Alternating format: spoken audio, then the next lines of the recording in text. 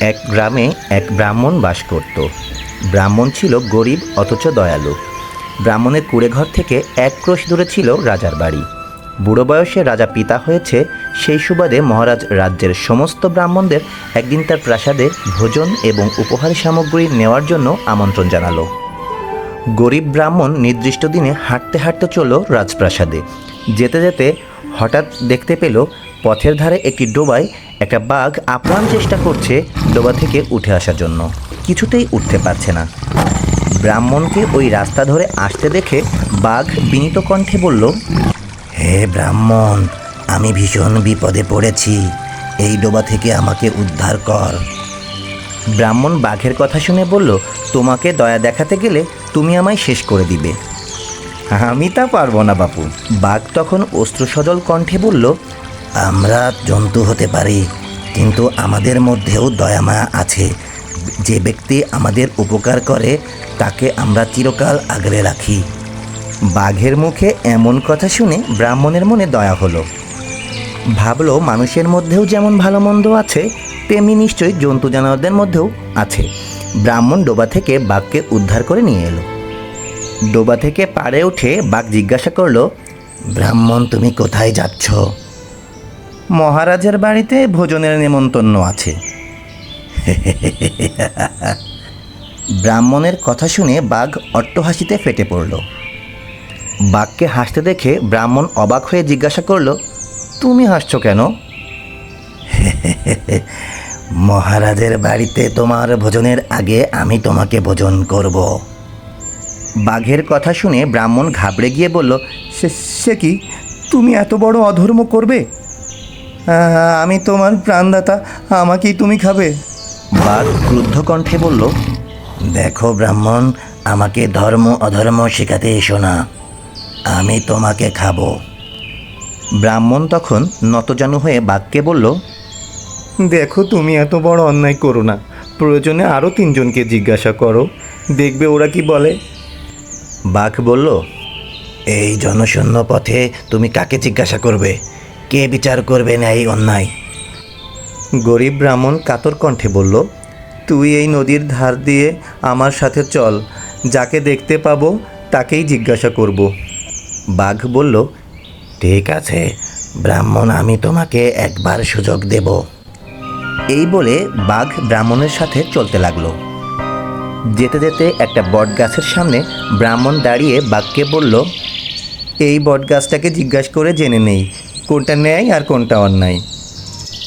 ব্রাহ্মণ বট গাছের সামনে গিয়ে বলল, আচ্ছা, আমি ওই বাঘটাকে উদ্ধার করেছি, এখন বলে কি না আমাকেই খাবে, এটা কি যুক্তিযুক্ত হলো? বট গাছ বলল, বাঘ ঠিকই বলেছে। ব্রাহ্মণ গাছের কথা শুনে চোখ কপালে তুলে বলল, সে কি, তুমিও অধর্মের কথা বলছো?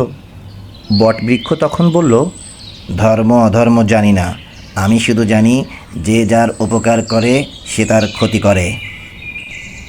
এই দেখো না, আমি সারাদিন পথশ্রমে ক্লান্ত পথিককে শীতল ছায়া দিই, অথচ তারা যাওয়ার সময় আমার ডাল থেকে পাতা ছিঁড়ে নেয়, কোনো ডাল আবার উপড়ে দেয়।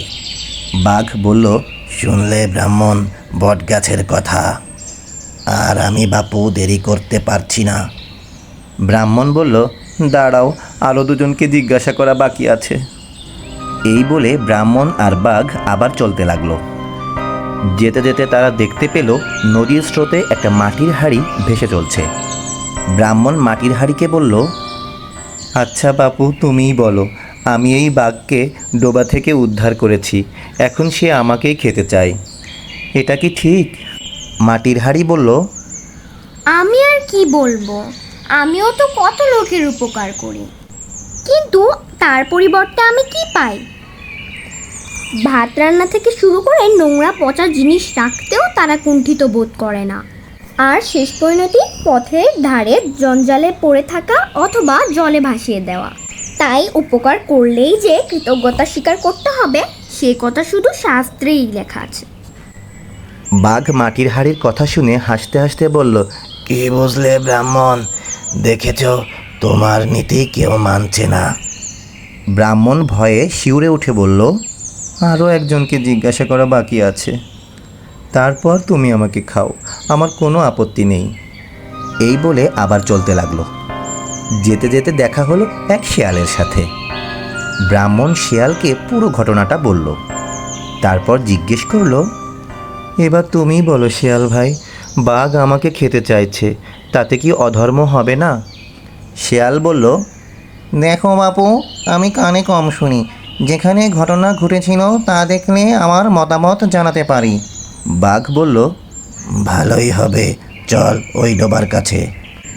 সবাই তখন আবার ডোবার পথে চলতে লাগলো। ডোবার সামনে এসে ব্রাহ্মণ বলল, শিয়াল ভাই, এখানেই ঘটনা ঘটেছিল।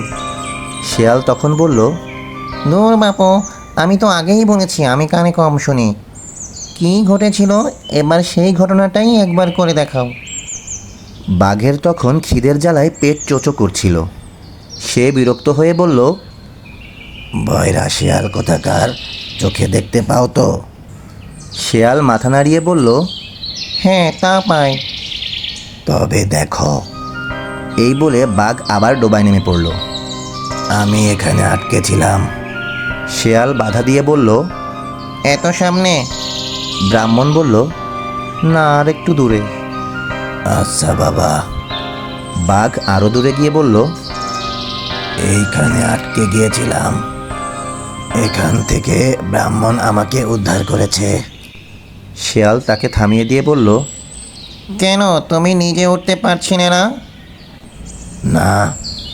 চতুর শিয়াল বলল, তোমার কথা আমি বিশ্বাস করি না, দেখি তুমি উঠতে পারো কি না। বাঘ এবার সত্যি সত্যি উঠে আসার চেষ্টা করলো, কিন্তু পারল না। আবার সেই একই জায়গায় আটকে গেল। তখন চতুর শিয়াল ব্রাহ্মণকে বলল, দেখেছ ব্রাহ্মণ, এই হলো এর উপযুক্ত শাস্তি। যে উপকারীর কৃতজ্ঞতা স্বীকার করতে চায় না, উপরন্তু ক্ষতি করতে চায়, তাকে শাস্তি দিতে হয় বুদ্ধি দিয়ে, যেমনটি আমি দিলাম। গল্পটি ভালো লাগলে আমার চ্যানেলটি সাবস্ক্রাইব করুন এবং পাশে থাকা বেল আইকনটি প্রেস করে দিন, যাতে এরকম মজার মজার গল্প সবার আগে পেয়ে যান আপনি। ধন্যবাদ।